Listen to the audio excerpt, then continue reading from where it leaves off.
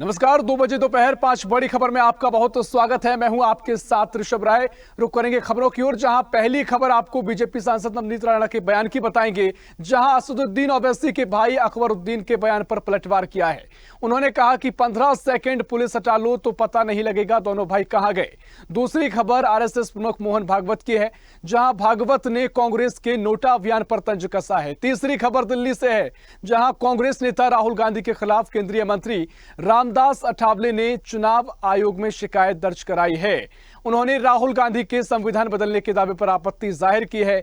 वहीं अगली खबर एयर इंडिया में मचे घमासान से जुड़ी है। पांचवी और आखिरी खबर महादेव ऐप मामले में छत्तीसगढ़ में ईओडब्ल्यू ने 30 जगहों पर रेड मारी है, छापेमार कार्रवाई की है, जिससे सियासी हलचल भी बढ़ गई है। तो ये 5 खबर आपको स्वदेश न्यूज की टीवी स्क्रीन पर दिखा रहे हैं, जहां नवनीत राणा का बयान भी है और इसके अलावा सियासत भी गरमाई हुई है। कांग्रेस नेता राहुल गांधी पर भी यहां पर शिकायत दर्ज कराई गई है। और अब खबरें विस्तार से, जहां एआईएमआईएम के प्रमुख असदुद्दीन ओवैसी के भाई अकबरुद्दीन ओवैसी ने विवादित बयान दिया था। उन्होंने कहा था कि अगर 15 मिनट के लिए पुलिस हटा ली जाए तो तुम्हें बता देंगे। साथ ही इस बयान पर बीजेपी नेत्री नवनीत राणा ने पलटवार किया है। ओवैसी को चुनौती दी है और बीजेपी नेत्री और अमरावती से बीजेपी की लोकसभा प्रत्याशी नवनीत राणा के बयान से सियासी पारा भी गर्मा गया है। बीजेपी नेत्री नवनीत राणा ने हैदराबाद में चुनावी सभा को संबोधित किया और इस दौरान उन्होंने जमकर बयानबाजी की। उन्होंने कहा कि अकबरुद्दीन ओवैसी के 15 मिनट वाले बयान दिया था, अगर 15 सेकंड के लिए ही पुलिस हटा ली जाए तो छोटे भाई और बड़े भाई का पता नहीं लगेगा। हालांकि इस मामले को लेकर बयानबाजी का सिलसिला भी शुरू हो गया है, वार पलटवार भी देखने को मिल रहे हैं। तो लगातार लोकसभा चुनाव के चलते बयानबाजी का दौर शुरू हो गया है। नवनीत राणा के बयान पर सियासी पारा गर्मा गया है। उन्होंने कहा कि 15 मिनट की जगह 15 सेकंड अगर पुलिस हटा ली जाए तो दोनों भाई, छोटे भाई बड़े भाई का पता नहीं चलेगा कहां गए हैं। इससे पहले भी अकबरुद्दीन ओवैसी ने बयान दिया था और 15 मिनट का जिक्र उन्होंने किया था। उसके पलटवार करते हुए यहां पर नवनीत राणा ने 15 सेकंड का जिक्र किया है। और इसी खबर पर और जानकारी लेंगे। मुंबई से ब्यूरो चीफ राहुल पुजारी हमारे साथ और भी जानकारी के लिए फोन लाइन पर जुड़ गए हैं।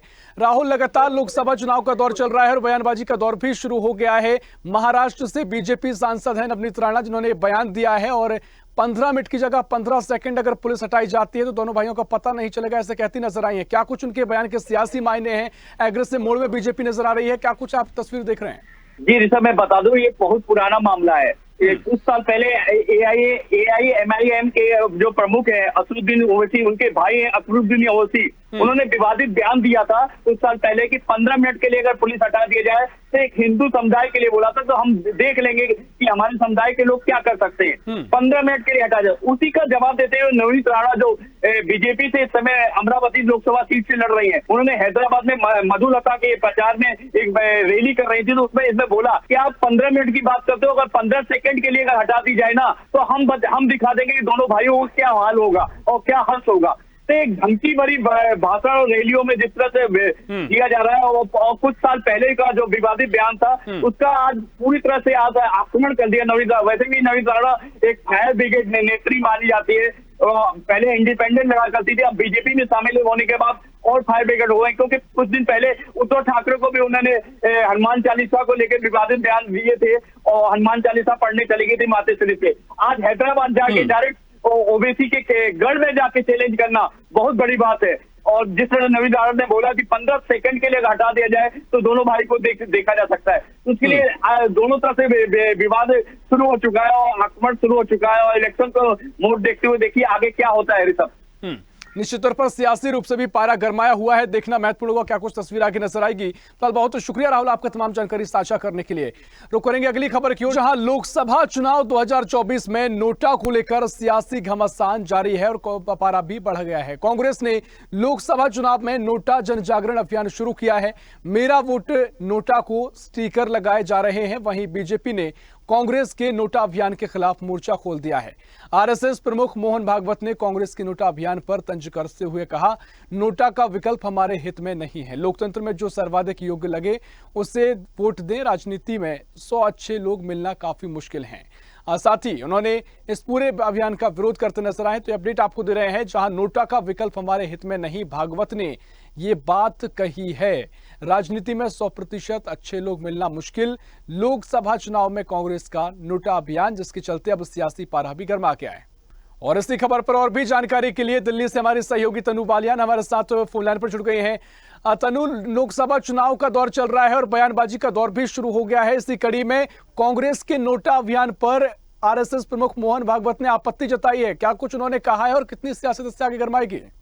जी बिल्कुल ऋषभ, अगर इस पूरे मैटर को देखा जाए तो भाजपा ने एमपी में मतदाताओं से नोटा विकल्प का इस्तेमाल करने की अपील जो कांग्रेस ने की थी उस पर अब निशाना साधा है और पार्टी ने कहा है कि लोकतंत्र पर हमला है।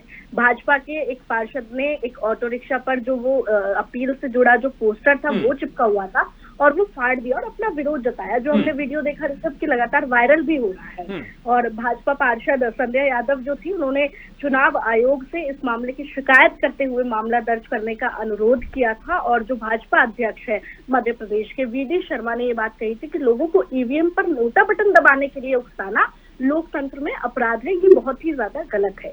वहीं अब आरएसएस प्रमुख मोहन भागवत जो है उन्होंने भी ये बात कही है कि नोटा अभियान पर तंज कसते हुए उन्होंने ये बात कही है कि नोटा का विकल्प हमारे हित में ही नहीं है। लोकतंत्र में तो जो सर्वाधिक योग्य लगे हैं उसे दे वोट दे, राजनीति में 100 अच्छे लोग मिलना काफी मुश्किल है, ये बात उन्होंने कही है। तो ऐसे में ऋषभ देखा जाए तो चुनावी माहौल है और आरोप प्रत्यारोप का जो है वो सिलसिला अब यहाँ पर जो है वो जारी हो गया। और जिस तरीके से नोटा अभियान जो चलाया उस पर अब जो राजनीति है वो कहीं ना कहीं ऋषभ अब गरमाएगी और ये मुद्दा भी कहीं ना कहीं अब तूल पकड़ेगा, क्योंकि अब बीजेपी ये कह रही है कि ये तो लोकतंत्र का खतरा जिस तरीके से हमेशा विपक्ष कहते हैं, तो ये तो अब कांग्रेस वाले ही लोकतंत्र को खतरे में डाल रहे हैं। निश्चित तौर पर जिस तरीके से Bharatiya Janata party aggressive mode में भी नजर आ रही है तो निश्चित तौर पर बयानबाजी का दौर भी देखने को मिल सकता है और इस मुद्दे को लेकर आगे सियासत भी गरमा सकती है। फिलहाल बहुत शुक्रिया तनु आपका तमाम जानकारी साझा करने के लिए। रुक करेंगे अगली खबर की ओर, जहां केंद्रीय मंत्री रामदास अठावले ने राहुल गांधी के खिलाफ चुनाव आयोग में शिकायत दर्ज कराई है। अठावले ने चुनाव जीतने पर बीजेपी के संविधान बदलने को लेकर राहुल के दावे पर आपत्ति जाहिर की है। रामदास अठावले ने राहुल गांधी के खिलाफ झूठे आरोप लगाने के लिए कार्रवाई की मांग करी है। अठावले का कहना है कि राहुल गांधी कई बार कह चुके हैं कि बीजेपी संविधान को खत्म करना चाहती है। ऐसे में राहुल गांधी के इस तरह के बात को लेकर जो शिकायत की गई, उन्होंने कहा कि इस पर रोक लगानी चाहिए और राहुल गांधी ये शब्दों का प्रयोग फिर से ना करें, इस पर भी रोक लगानी जानी चाहिए। तो लगातार लोकसभा चुनाव को लेकर सियासी रूप से बयानबाजी का दौर भी देखने को मिल रहा है। इसी कड़ी में केंद्रीय मंत्री रामदास अठावले ने कांग्रेस नेता राहुल गांधी के खिलाफ चुनाव आयोग से शिकायत की है। अठावले ने चुनाव जीतने पर बीजेपी के संविधान बदलने को लेकर राहुल के दावे पर आपत्ति जाहिर की। रामदास अठावले ने राहुल गांधी के खिलाफ झूठे आरोप लगाने के लिए कार्रवाई की मांग की है। अठावले का कहना है कि राहुल गांधी कई बार कह चुके हैं कि बीजेपी संविधान को खत्म करना चाहती है, जबकि प्रधानमंत्री मोदी साफ कर चुके हैं कि ऐसा कुछ नहीं होगा। और इसी को लेकर अब उन्होंने कहा कि राहुल गांधी के इस तरह के बयान पर कार्रवाई की जानी चाहिए। और अब रुक करेंगे अगली खबर का, जहां टाटा ग्रुप की एयरलाइन एयर इंडिया एक्सप्रेस ने अचानक छुट्टी पर गए 200 से ज्यादा क्रू मेंबर्स में से 30 को बर्खास्त कर दिया है। एयरलाइन में बचे हुए कर्मचारियों से कहा कि शाम 4 बजे तक नौकरी पर लौट आएं, ऐसा ना करने पर सबको निकाल दिया जाएगा। और ये सभी एम्प्लॉय 7 मई की रात अचानक एक साथ छुट्टी पर चले गए, जिसके चलते मंगलवार रात और बुधवार को एयरलाइन को 100 फ्लाइट्स कैंसिल करनी पड़ी थी। आज यानी गुरुवार को भी अब तक 74 उड़ानें कैंसिल हो चुकी हैं और लगातार ये मामला अब तूल पकड़ता जा रहा है, क्योंकि बड़ी संख्या में फ्लाइट कैंसिल हुई हैं। और ऐसे में अब जो भी क्रू मेंबर्स हैं और जो तमाम कर्मचारियों पर कार्रवाई करने की बात की जा रही है। और इसी खबर पर और भी जानकारी के लिए दिल्ली से हमारे सहयोगी इरफान खान हमारे साथ फोन लाइन पर जुड़ गए हैं। इरफान, तमाम फ्लाइट्स रद्द हुई, तमाम जो क्रू मेंबर्स थे, जो कर्मचारी थे, एक साथ छुट्टी पर जाने से पूरी स्थिति बनी। आम जनता को भी, आम लोगों को भी परेशानी का सामना करना पड़ा जो हवाई सफर करते हैं। फिलहाल जो कार्रवाई की बात की जा रही है कि एक साथ जो छुट्टी पर क्रू मेंबर्स गए हैं, कर्मचारी गए, उन पर कार्रवाई की जा सकती है, क्या कुछ फिलहाल स्थिति है और क्या अपडेट है? जी हाँ ऋषभ, बिल्कुल जिस तरह टाटा ग्रुप की एयरलाइंस एयर इंडिया एक्सप्रेस के 200 से ज्यादा कर्मचारियों ने अचानक 7 मई को जिस तरह रात में छुट्टी अचानक की थी, जिसको लेकर काफी विवाद हुआ है। इस पर अब इंडिया एयरलाइंस एक्सप्रेस ने लगभग 30 से ज्यादा लोगों पर कार्रवाई की है और बताया जा रहा है कि 200 जो कर्मचारी बाकी हैं उन पर भी उचित कार्रवाई एयरलाइंस करने की तैयारी कर रही है। बता दूं आपको, ये सारा मामला पहले भी जिस तरह हमने बताया था, सूत्रों के हवाले से खबर है, ये सारा मामला जो है कहीं ना कहीं सैलरी को लेकर जुड़ा हुआ है कर्मचारियों की अगर बात करें तो कर्मचारियों के लगातार ये आरोप है कि सैलरी को लेकर ये सारी समस्याएं खड़ी हो रही है, जिसको लेकर कर्मचारियों ने कई बार इंडिया एयरलाइंस एक्सप्रेसवे से शिकायत भी की थी, लेकिन कोई सुनवाई नहीं हो जाने पर अब अचानक से कर्मचारियों ने छुट्टी दी। लेकिन अब टाटा ग्रुप की एयरलाइंस एयर इंडिया एक्सप्रेस ने लगभग 30 से ज्यादा कर्मचारियों को निलंबित कर दिया है और बाकी कर्मचारियों पे कार्रवाई की तैयारी कर रही है। निश्चित तौर पर यहाँ पर 30 कर्मचारियों को बर्खास्त किया गया है। देखना महत्वपूर्ण होगा क्या कुछ अगला कदम रहेगा। फिलहाल बहुत शुक्रिया इरफान आपका तमाम जानकारी साझा करने के लिए।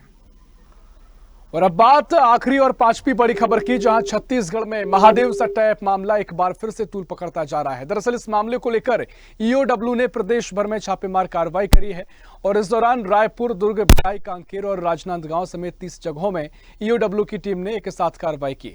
वहीं कार्रवाई को अंजाम देने के लिए 6 से 7 लोगों की एक टीम बनाई गई है, जिसमें डीएसपी रैंक के अधिकारी भी शामिल हैं। दरअसल पिछले दिनों महादेव सट्टा ऐप के आरोपियों को रिमांड को लेकर ईओडब्ल्यू के अधिकारियों ने पूछताछ की थी और इस दौरान जो नाम सामने आए थे उनके घरों और ठिकानों पर छापेमार कार्रवाई की गई है। वहीं जिन लोगों के ठिकानों पर कार्रवाई चल रही है उनमें से ज्यादातर सराफा कारोबारी और पुलिसकर्मी बताए जा रहे हैं। बहरहाल लगातार ये मामला अब चर्चा का विषय बना हुआ है। और इसी खबर पर और भी जानकारी लेंगे। रायपुर से हमारे सहयोगी जयदास मानिकपुरी हमारे साथ फोन लाइन पर जुड़ गए हैं। जयदास, लगातार महादेव सट्टा ऐप मामला सुर्खियों में रहा और ऐसे में अब एक बार फिर ईओडब्ल्यू ने छापेमार कार्रवाई की है। क्या कुछ कार्रवाई में निकलकर सामने आया है और इस कार्रवाई को लेकर क्या अपडेट है? जी देखिए, छत्तीसगढ़ में महादेव सट्टा ऐप मामले में ईओडब्ल्यू ने प्रदेश भर के जो वहां पर जो है छापे किए हैं। इसके अलावा अगर बात की जाए, ईओडब्ल्यू की टीमें सुबह से रायपुर, दुर्ग, भिलाई, कांकेर और राजनांदगांव में जो है एक साथ कार्रवाई में जुटी हुई है। ईओडब्ल्यू के अधिकारियों के साथ बड़ी संख्या में जो है सुरक्षा बल भी कार्रवाई के दौरान मौजूद है। 6 से 7 लोगों की एक टीम बनाई गई है, जिसमें डीएसपी रैंक के अधिकारी भी है। वही ईओडब्ल्यू की टीम में टाइपराइटर्स भी है। दरअसल पिछले दिनों महादेव सट्टा ऐप के आरोपियों को रिमांड में लेकर ईओडब्ल्यू के अधिकारियों ने पूछताछ की थी। इसके अलावा आपको बता दूं कि जिन लोगों के ठिकानों पर कार्रवाई चल रही है उनमें से ज्यादातर सराफा कारोबारी पुलिसकर्मी है। वहीं महादेव सट्टा ऐप के आरोपी निलंबित एएसआई चंद्रभूषण वर्मा के संतोषी नगर स्थित घर पर भी टीम पहुंची हुई है। यह भी जानकारी मिली कि ईओडब्ल्यू की टीम निलंबित एएसआई चंद्रभूषण वर्मा घर भी जांच करने पहुंची। चंद्रभूषण वर्मा जो है न्यायिक रिमांड पर अभी रायपुर सेंट्रल जेल में बंद है। आरोप है कि वर्मा ने महादेव ऐप से जुड़े लोगों को बचाने के लिए प्रोटेक्शन मनी लेकर पुलिस अधिकारियों और राजनेताओं तक पहुंचाने का काम किया था। जी निश्चित तौर पर क्या कुछ कार्रवाई में आगे निकलकर सामने आएगा, देखना महत्वपूर्ण होगा। फिलहाल बहुत शुक्रिया आपका तमाम जानकारी साझा करने के लिए। तो ये 5 बड़ी खबरें थी जहां सियासी पारा गरमाया हुआ है, तो वार पलटवार का सिलसिला भी जारी है और ऐसे में इसी बीच छत्तीसगढ़ में ईओडब्ल्यू ने बड़ी कार्रवाई की है। फिलहाल के लिए 2 बजे दोपहर 5 बड़ी खबर में इतना ही। देश प्रदेश की और भी खबरों के लिए देखते रहिए स्वदेश न्यूज, सबसे पहले देश।